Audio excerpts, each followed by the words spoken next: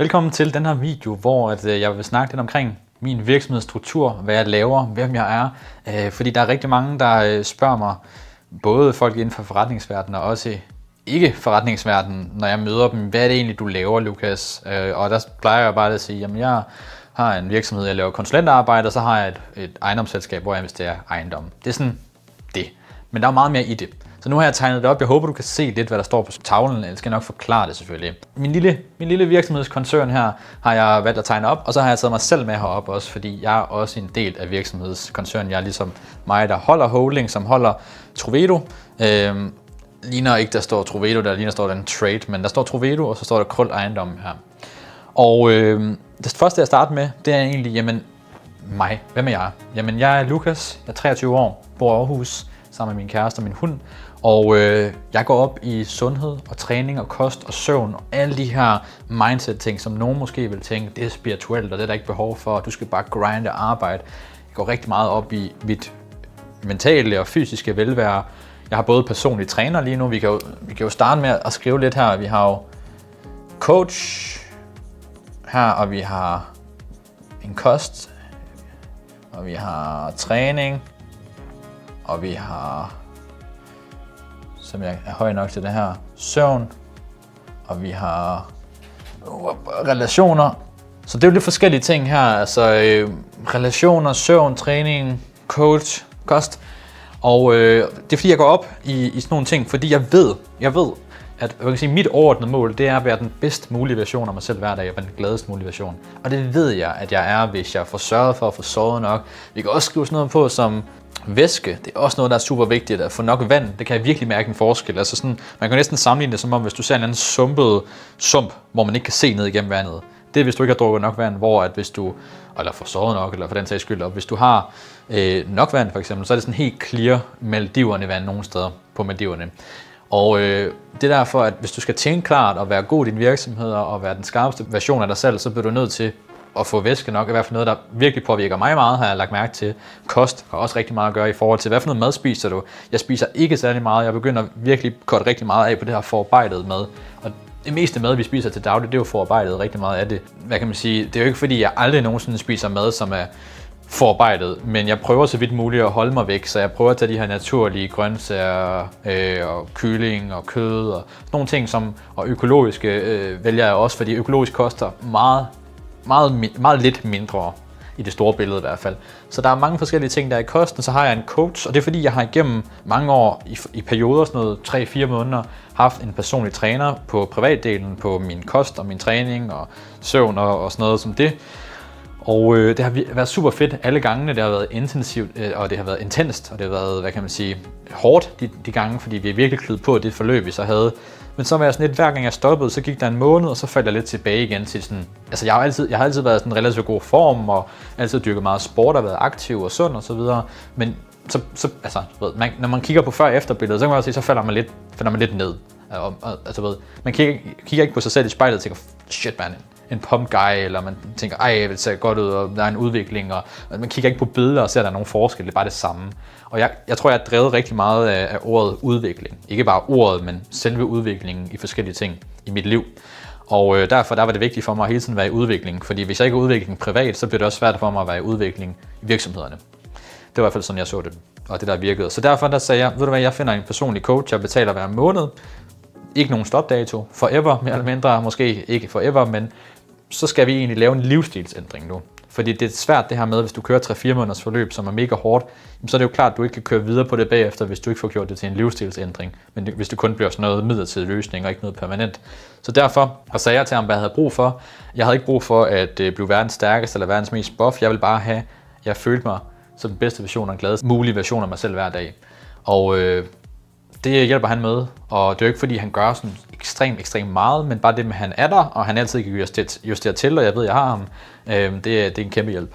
Så det har jeg personligt. Træner 4 gange om ugen, spiller også lidt tennis, spiller noget paddle, nogle forskellige ting, går også nogle ture med min hund efterhånden. Søvn i nat, den tænker jeg ikke, vi skal snakke om, fordi der har været travlt. Jeg havde en masse kundearbejde i går, og kom sgu tidligt op her til morgen og filme content, som vi står lige nu og laver hele dagen. Så der vil altid være nogle udstikker, men størstedelen af tiden, der sover jeg mellem 6 og 7 timer 6, 7, 8 timer hver nat. Og så er der relationer. Jeg går rigtig meget op i relationer i forhold til, hvem omgås jeg med. Fordi at omgås jeg med mennesker, som har negativ energi eller trækker mig ned, jamen så påvirker det også mig, og så bliver jeg ikke den gladeste version af mig selv. Man siger jo, der er nogen, der siger, at man bliver gennemsnittet af de 5 personer, man bruger mest tid sammen med. Og det synes jeg egentlig passer meget godt, ud fra min erfaring. Så er der også noget som, altså hvis vi skal hen i det lidt mere spirituelle, altså her, spirituelle, og så tænker jeg nok det spirituelle, og det kan jo være sådan noget som, måske meditation kan man måske godt putte derind i det spirituelle, eller affirmations, sidder og siger nogle ord til sig selv. I dag vil jeg være den bedste version, jeg er den bedste version af mig selv, i dag gør jeg det bedste arbejde, jeg ved, jeg kan, du ved, alle sådan nogle ting, man kan sige til sig, jeg elsker mig selv, whatever, hvad folk nu kan finde på at sige. Jeg har taknemmelighedsdagbog hver eneste dag, og jeg har gjort straight nærmest hver dag de sidste 2 år i streg. Taknemmelighedsdagbog, hvad jeg er taknemmelig for hver dag. Så har jeg affirmations, jeg kigger på mere eller mindre også. Det hører lidt med taknemmelighedsdagbog. Affirmations, hvor jeg altså igen siger sådan nogle ord til mig selv, indtil det bliver ligesom sandheden. Og så kører jeg også meditation, gjorde jeg engang. Det gør jeg ikke rigtig mere, fordi jeg synes ikke, det har den samme effekt. Hvis jeg er stresset i nogle perioder, eller har lidt meget at se til, så kan det godt være, at jeg godt kunne bruge lidt meditation en gang imellem, og godt kunne finde på at gøre det. Jeg har også lavet noget engang, der hedder Yoga Nidra. Det er også en anden form for meditation, men lidt længere. Det tager lidt længere tid i hvert fald, dem jeg har lavet. Og du kommer nærmest i sådan en halv søvn. Og jeg kan huske, at jeg gjorde det et par gange. Altså, jeg følte virkelig, at jeg bare lige havde sovet 4 timer mere. Det gav virkelig sådan en energiboost. Så jeg har bevæget mig lidt hen i det der, men heller ikke helt hen. Tro mig, da tingene virker, hvis du også tror på dem, og hvis du gør dem konsekvent. Det er sådan lidt om mig, hvad jeg laver, og hvordan jeg sørger for at være den bedst mulige og gladest mulige version af mig selv. Og så sørger jeg for at designe en hverdag, hvor jeg synes, det er fedt at stå op hver eneste dag. Og det har jeg lige nu. Og vitterligt, når jeg står og kigger på min hverdag og mit liv, så er der ikke noget, jeg vil ændre. Altså, jeg tænker ikke, der er noget. Der er sådan nogle små ting, som, ja, du kan måske få en Porsche i stedet for en Opel Karl, men det er bare ikke en prioritet, fordi jeg ved, jo på et eller andet tidspunkt kan det godt være, at jeg gør det, når jeg har så mange ejendomme, at så er det bil, der bliver næste prioritet, eller whatever.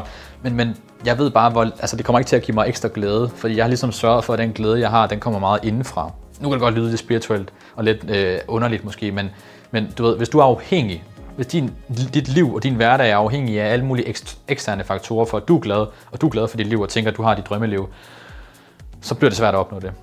Det prøver jeg så meget at fokusere på som muligt, at jeg ligesom selv internt kan styre, at jeg er den bedste version af mig selv, fordi så bliver det også meget nemmere at leve sit liv og have en god hverdag. Og når vi så sørger for, at jeg er den bedste version af mig selv og har den bedst mulige hverdag, fordi igen, som jeg sagde, bunden er ligesom jeg stod før, jeg er 23 år, jeg er næsten lige fyldt 23, og jeg føler ikke, at jeg mangler noget i mit liv. Jeg føler ikke, at jeg mangler noget. Jeg har ikke 1 milliard kroner eller 100 millioner kroner stående på kontoen. Jeg har ikke en Porsche, jeg har ikke mit drømmehus endnu. Men jeg ved alle de her ting. Jeg ved ikke om 1 milliard, det er ikke fordi, jeg har sådan nødvendigvis et mål eller behov for det. Jeg ved, at jeg nok skal få mange flere millioner kroner også. Jeg ved, at jeg nok skal få en federe bil, hvis jeg har lyst til. Jeg ved, at jeg skal nok få mit drømmehus. Alle de her ting her. Men jeg ved, det er ikke noget, der kommer til at give mig rigtig mere glæde som sådan. Så lige nu, der har jeg ligesom de bedste forudsætninger, og det var det, jeg var frem til. Det tog lang tid, men det var de bedste forudsætninger for at skabe den bedste forretning. Koncern, mini-koncern kan vi godt kalde det nu. Så jeg har mit holdingselskab, Lukas Skamborg Krøll Holding. Det er der bare lige nu. Det bliver brugt til at føre penge mellem mit konsulentvirksomhed her og ned til min ejendom. Så jeg betaler min selskabsskat her, i stedet for, jeg trækker nemlig ikke særlig meget ud i løn til mig selv. Bare det, jeg skal bruge, det er ikke super meget. Ja, noget bliver jo selvfølgelig investeret, og det kommer jeg lige til lige om lidt. Noget op i holding, så ligger det der, og så laver jeg også en opsparing i mit holdingselskab løbende. Så det er sådan ligesom holding, hvad det bliver brugt til. Her fører penge fra konsulentvirksomheden, som ligesom er cash count, det der giver cash, op i mit holdingselskab, og så er der flere forskellige måder, du kan ud og udbytte til dig selv eksempelvis, eller du kan lave noget anfordringslån. Der er nogle forskellige muligheder. Det er der nogle revisorer, der jeg arbejder med, som er klogere på, end jeg er der, i forhold til, hvordan jeg optimerer mit setup bedst muligt. Men ellers så... Lad os starte med Krøll Ejendommen. Det er mit ejendomsselskab, hvor jeg investerer i udlejningsejendommen. Jeg købte min første her den 1. november 2025. En ejendom, et flerfamilieshus med 2 lejemål. Du kan jo bare slå det op på nettet og finde ud af, hvad adressen er og alle de ting, hvis du vil læse mere om det og se mere om det. Det er offentligt, frit tilgængeligt. Og der er min plan egentlig bare at vækste det så meget som muligt. Så jeg vil gerne, min plan er at købe næste ejendom her til sommer. med 2-3 lejemål også, så er jeg oppe på en 4-5 lejemål. Der skal cirka, for at, altså hvis vi tager alle udgifter fra, og skat og cash, til lån og så videre, så skal der cirka en 5 ejendom til, og en 10 lejemål ish, til at jeg kan, min ejendom her kan betale alle mine faste udgifter hver måned. Og altså alle mine, ikke kun faste udgifter, men også de andre udgifter, jeg bruger privat. Så der vil det ligesom kunne betale det og køre det rundt, og så alt jeg tjener herovre i konsulentvirksomheden, det vil jeg jo enten kunne skyde herop, og så hernede i ejendommen, så jeg bare kunne vækste hurtigere, eller jeg vil kunne investere det hurtigere i den her virksomhed, eller starte en ny virksomhed, eller hvad man nu vil med det. Så det er sådan lidt det, der er første delmål. Nu vil jeg købe første ejendom som 22-årig. Jeg gjorde det her sidste år.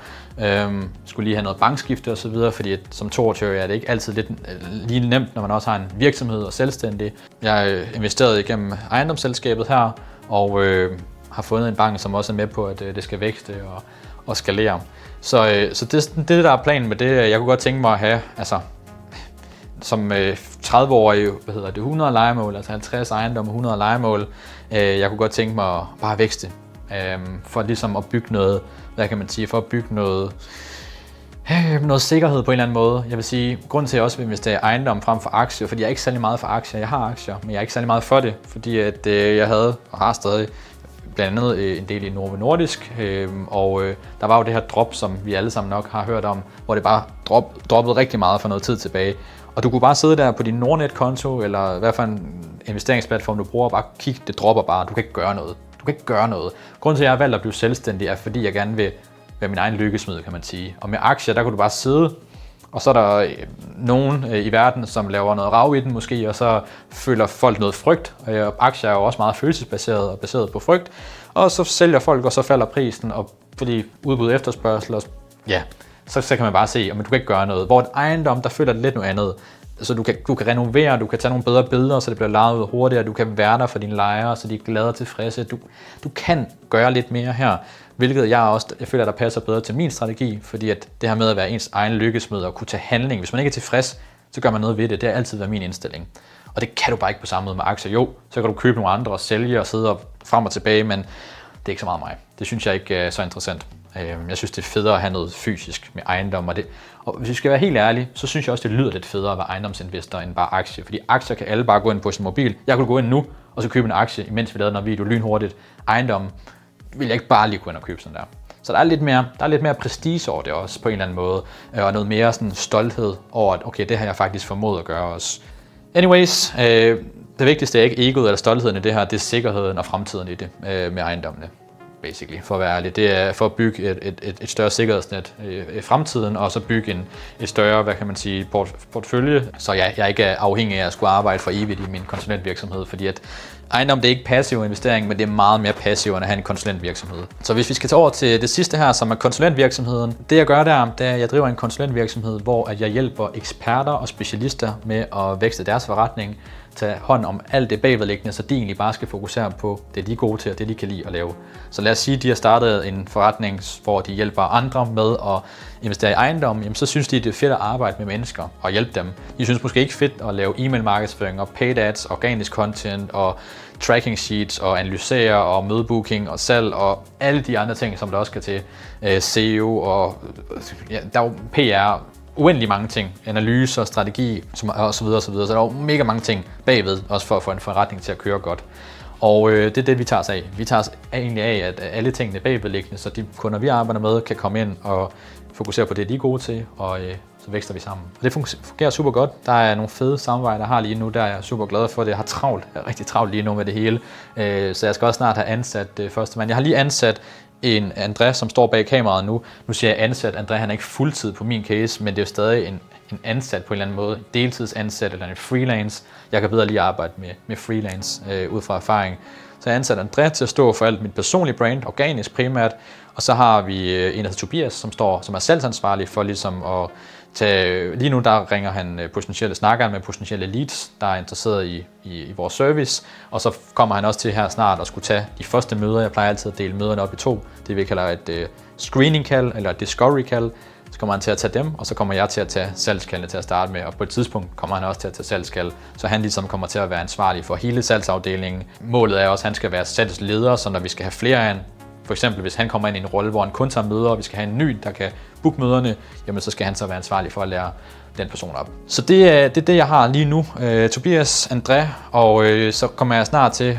Min plan er lige nu at køre max kapacitet. Jeg sidder lige nu og arbejder med en god håndfuld kunder selv, og jeg har plads til kun et par stykker mere, fordi jeg er sådan en stor del af forretningen i dem, jeg arbejder med. Jeg bruger så meget tid på hver case. Netop fordi jeg gerne vil hellere bare samarbejde med de samme i længere tid og virkelig gøre en forskel for dem. Og altså, jeg synes bare, at fede relationer er federe end offboard og onboard. Så det er sådan planen, så jeg kører max kapacitet på mig selv, bare kunder mere, og så skal jeg have, jeg er allerede nu gået i gang med at bygge hele systemet og forberedelserne til at få den første ansatte, der skal hjælpe med kundearbejdet. Og så er det egentlig planen derfra. Og så må vi se fremadrettet, så kommer der til at være nogle flere ansatte og skalering, og vi kører lige nu for at få kunder, kører vi betalannoncering for os selv og organisk content, som vi kører nu, e-mail markedsføring. Hele muligheden er også ved at blive sat op nu. Fordi det er faktisk først nu her, at jeg begynder at lave alt det her for real, organisk og paid og de her ting. Fordi før har jeg bare været sådan lidt mere bag kulissen ved mine kunder, men nu bliver det også en måde, vi selv får kunder på. Så det er ligesom det, der er planen. I forhold til målsætninger og tal, det må du vente med. Det kan være, at jeg laver et opslag på et tidspunkt på LinkedIn eller et eller andet, hvor jeg snakker omkring, hvad målsætningen i tal og så videre er. Det kommer jeg nok til en længe. I dag der kommer vi ikke til at snakke om det. Det er sådan lidt det, der er det næste step i forhold til konsulentvirksomheden. Og igen, så er planen jo så bare løbende og ansætte.